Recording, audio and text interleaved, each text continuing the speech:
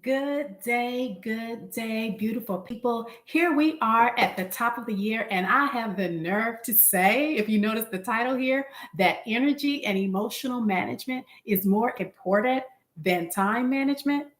I can hear the flag now because there's so much out there managing your time for 2022. Everyone is out here making lists. They got their planners, their schedulers, they're jumping on social media talking about time management strategies for the new year. And here I am coming with that's not as important.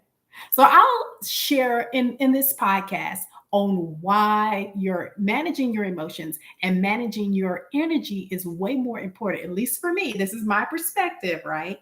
Than managing your time. And before I get into this topic, as a certified Christian life coach, author of two best-selling books, Get Out of That Dead End Relationship Now, and A Woman's Journey Home, 14 Keys to Ascending to the Next Dimension, crossing up on my own book title, right? Dimension, both available on Amazon. In my own personal experience and from working with women in all walks of life, I consistently see lack of emotional resiliency, lack of emotional mastery, and of course, emotional healing is a big deal. You have to be healed in order to master it. And once you master it, you have to be resilient when it comes to your emotions. And so my passion is helping high achieving women of faith, influencers, creators, professionals, stay-at-home moms to master and properly direct their God-given emotions in order to walk out God's plan for their lives. And this is close to my heart because truthfully, lack of emotional healing has been what has held me back in so many areas of my life. So let's dive into today's topic. Energy management this year is going to be more critical and more crucial than time management. Let me say it again. Energy management in 2022 is going to be more critical and crucial for you as you go into your year, more critical and crucial than time management. Now, don't get me wrong. I'm all for managing our time wisely. As a matter of fact, one of my favorite scriptures is Psalm 90, verse 12, where the Bible says, teach us to number our days that we may have a heart of wisdom. So yes, we got to number our days. We must. And what does number mean? Number means to plan. Number means to take thought. Number means to plan our days and be accountable for how we invest. No, I'm using the word invest instead of spend our time. I don't spend my time. I invest my time. So I believe in the time management. I believe in numbering my days and investing my time wisely. I'm a big scheduler, a big time block person. But one of the things I've realized, and I'll tap into this further in this podcast, is I can write all the to-do lists and blocking of my schedule that I want to. But if I don't have the energy to pull it off, it doesn't mean anything. It doesn't mean anything. So let's define energy management. Simply stated, personal energy is the amount of stamina, vigor, or quote, juice you have to complete a given task or engage in a particular activity. It is useful to think in terms of three types of personal energy: physical, intellectual, and emotional. Let me say that again. Three types of personal energy: physical, intellectual, and emotional. So let's look at it this way. And this is coming from the Harvard Business Review. High intellectual energy supply improves your ability to concentrate, to think quickly and objectively, and to accurately size up situations. Low intellectual energy tends to impair concentration, to lengthen response time, and to retard judgment.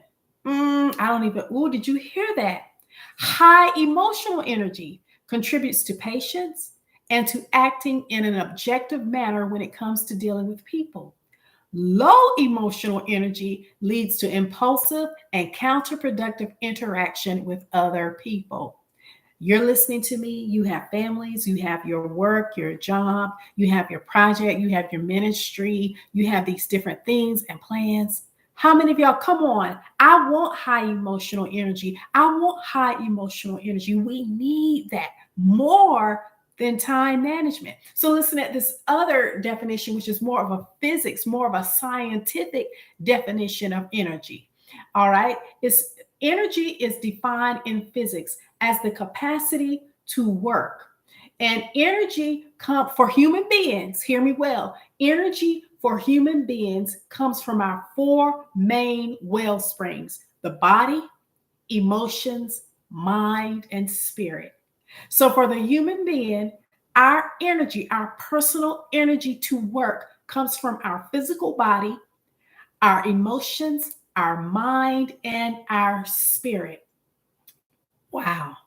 Repeat after me. God, increase my intellectual energy. God, increase my mental agility. Increase my ability to concentrate and to think. Increase my discernment. Help me to be patient. Help me to be wise and calm in dealing with people. Strengthen my body. Strengthen my emotions, my mind, and my spirit. This right here, these definitions that I'm sharing with you on today, this right here is why I believe in managing my internal energy. And that's why it's more important than managing my time. Because see, if I get this part right, if I get this part right, then my time will follow suit.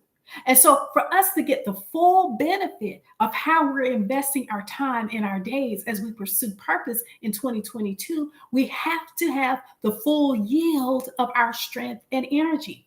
Being aware of how your energy level changes and cycles throughout the days, the weeks, and the months is going to be very, very critical as you ascend into new levels, new weights, and new demands are placed upon you. When you have new responsibilities and new weight and new dynamics and things are shifted, knowing your energy cycles, knowing your pacing and how you're feeling in your body and where you are emotionally and intellectually, what's going on in your heart is going to be so critical. So your answered prayers, your vision, your purpose, your calling, your assignment, it all carries weight. And it all requires having enough physical, mental, and emotional and spiritual energy to bring it to pass. And if I don't manage my energy, I won't have the stamina and I won't have the wellness to move forward. So we can write plans all day long. We can populate our calendar with all this stuff and all these to-do lists and tasks and visions and dreams and stuff. But we have to have the stamina, the emotional, spiritual, and mental stamina to pull it off. Not only do we have to be aware of our personal energy levels and limits, but we have to have ways to sustain, maintain, and increase our energy consistently throughout the year. And again, so let me speak from my personal experience. There have been many a day where I've had all of these things on my to-do list from the night before or from days before. I had the time blocked off in my calendar, I had all of this stuff I was planning to do, and then I wake up with a headache. Now I'm feeling low grade sluggish. Now I'm tired. I'm achy. I don't feel well. Or I'll start my day off okay, but then by the middle of the day, I'm petered out. I'm tuckered. I'm tired. I'm fatigued, and I don't, I just don't feel good. Right? Or I thought I was going to get up early and do all of this stuff that I had on my list to do. And then I turn around and realize, okay, I've overslept. Why didn't I hear this alarm? I didn't even hear this, or it wasn't even set. And now it's thrown off my whole schedule and my whole to-do list. Has this ever happened to you, right? Where, you just discombobulated. You had all these plans. This is what God told you to do. You're being obedient. You got a schedule to do it. And then you don't have the energy to pull it off. What in the world? So listen, loves. I don't care again how many planners, calendars, schedulers, time management tips, hacks, masterclasses you Google and take and whatnot and listen to on social media. If you feel bad, if you feel sluggish, if you are fatigued, tired, feeling lazy, overwhelmed, anxious, and just generally low, you won't get jack squat done towards your purpose. And if you're feeling this way and somehow you still manage to show up and do something, it won't get done at the level of excellence that you know in your heart that you intended to do. Your attitude and your mood is also off, and it impacts your energy and it impacts the fruit of your labor when your energy is off. And of course, energy and emotions work hand in hand. If you feel bad in your body, it shows up in your emotions. The mind and the body connection is very, very real, and it's strong and it's symbiotic. And the emotions snowball right along with the energy. So if my energy is all over the place, I'm depressed, I'm feeling low key, I'm feeling toxic and sluggish and stuff, then guess what? Your emotions are going to be off the chain as well. Your emotions are not going to be in a good place. And for those of you who are believers in Christ, now we've created a foothold. Now we've created the perfect opportunity for the enemy of our soul to just come creep in with his little sneaky lies and whispering thoughts into our head. And he'll come and take our lunch and then shoot those fiery darts. And now we've got all these thoughts and vain imaginations and negative sneaking thinking in our head.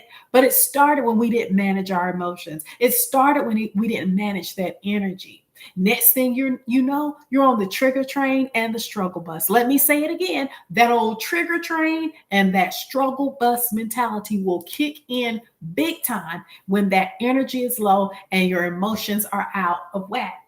And with all this going on, do you really, really expect to manage that time well? Do you really expect to manage your time well? Can you invest in the God ordained activities, relationships, projects, businesses, collaborations, books, and everything if you're feeling this way? Mm-mm. Will some hot new planner or some hot new journal help you? Mm. Right? Can you walk out the work that it's going to take in order to fulfill that vision board that you took the time to make pretty? The fancy vision board. And can you do it without the distraction of your body and your emotions getting in the way with fatigue and being feeling tired and feeling some kind of way? Right? I don't think so. I don't think so. So, okay, Tanika Maria, okay, I hear you. So, what do I do? It takes being very practical and very consistent to do what it takes to take care of your body and your mind and your heart. To sustain your personal energy levels, you have to set some non-negotiables when it comes to your health and your body. And this is critical. When we manage our energy and we create habits to recharge ourselves, listen, it's like, think of it like a battery. And what we're doing is you take your iPhone and your Android or your Android device and you let that thing run all the way down and you can see that battery getting low. You make it your point to recharge that phone, right? As it is in the natural, so it is in the spirit. You are responsible to recharge your energy. It's like recharging a battery. What practices do you have to recharge yourself? And when we manage our energy and we create habits and lifestyles to recharge ourselves, we increase our capacity to do what God called us to do. Let me say it again. When we manage our energy and create habits to recharge ourselves, we increase our capacity to do what God called us to do. So, really quick, here are practical and physical common sense things that you can begin to implement. And you've heard it 50 million times, 1,000 times, but it rings true.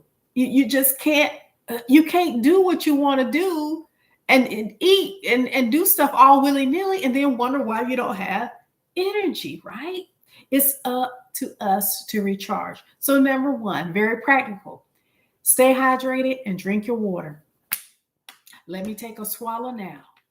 Drink your water. Get enough sleep, right? Get enough sleep. Get rid of that hustle and grind mentality that so you can sleep when you're dead. Well, I saw that on some meme somewhere and I completely disagree with it. You need to go to bed on time and you need to get up so that you can get up on time. And you need to be able to sleep well in order to recharge your body so that you can have the energy to do what God called you to do.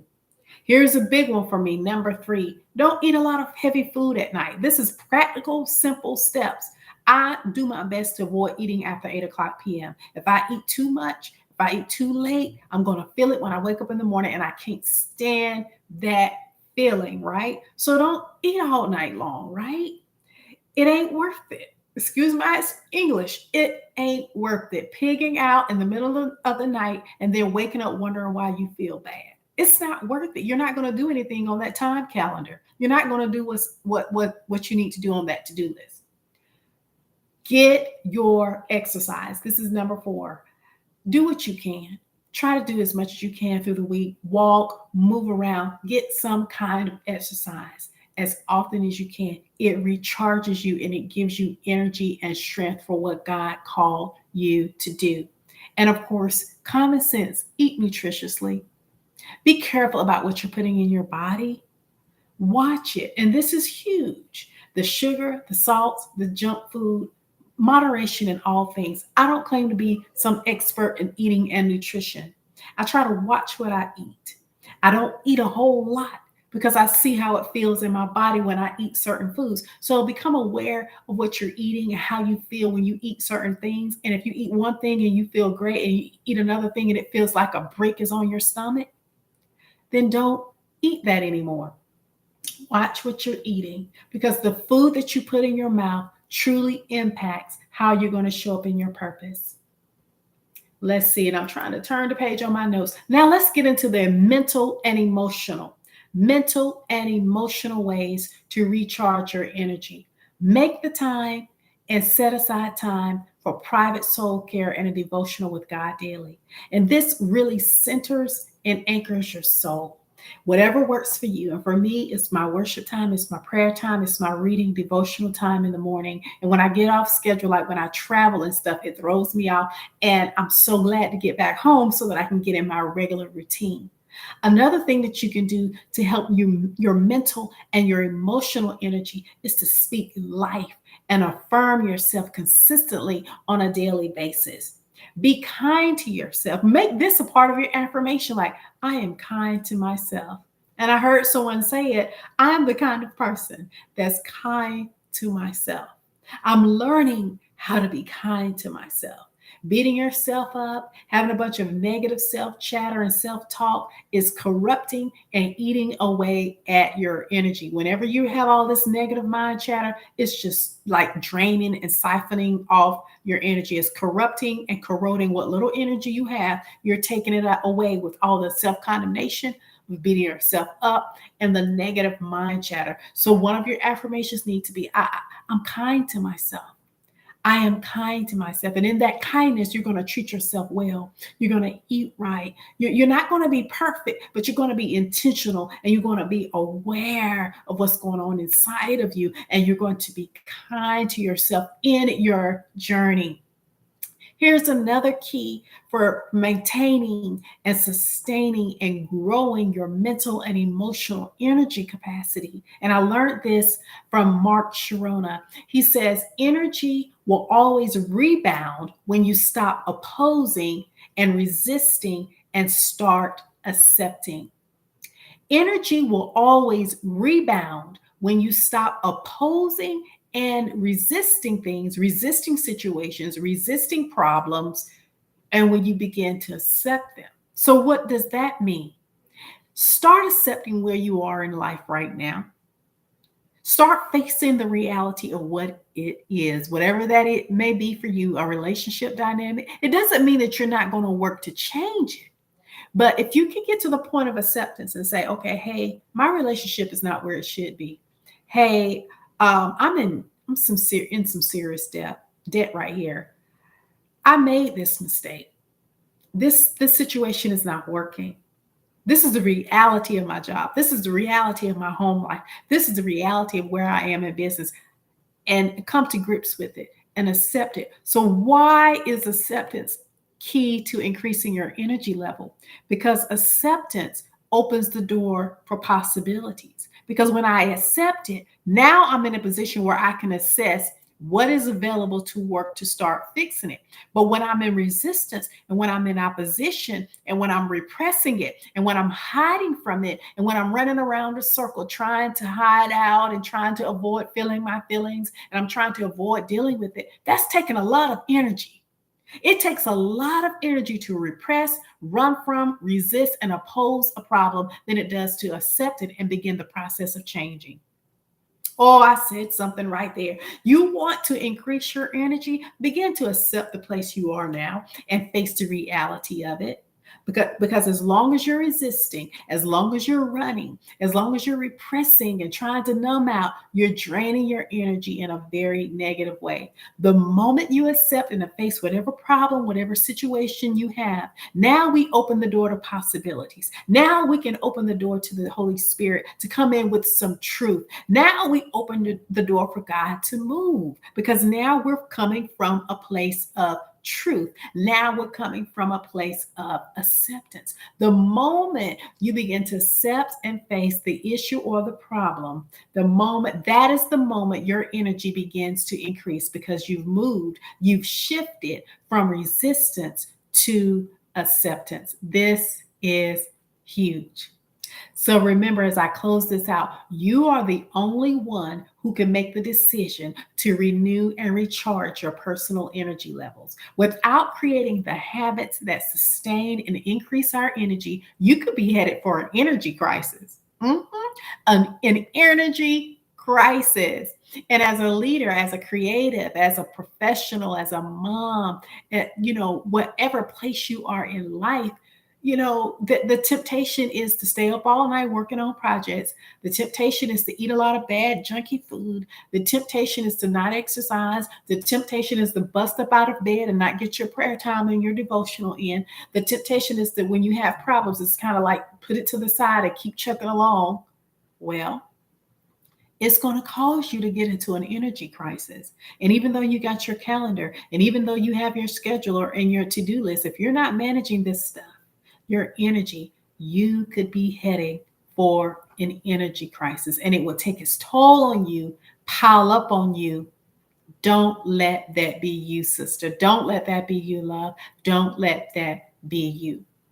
And that's a wrap. What are your thoughts and takeaways? I want to know in the chat. I want to know, leave a review on the podcast, leave a star rating. What action steps are you going to take in 2022 to keep your energy recharged so that your capacity is increased for all of those visions, plans, and ideas? I'm your host, Tanika Maria. Let me know your thoughts and takeaways by leaving a review, and be sure to check out the show notes to sign up for my weekly inspirational email so that you can be in the know, the first in the know, and in the loop when courses, classes, and other trainings and special things become available. Blessings in abundance, and I'll talk to you soon.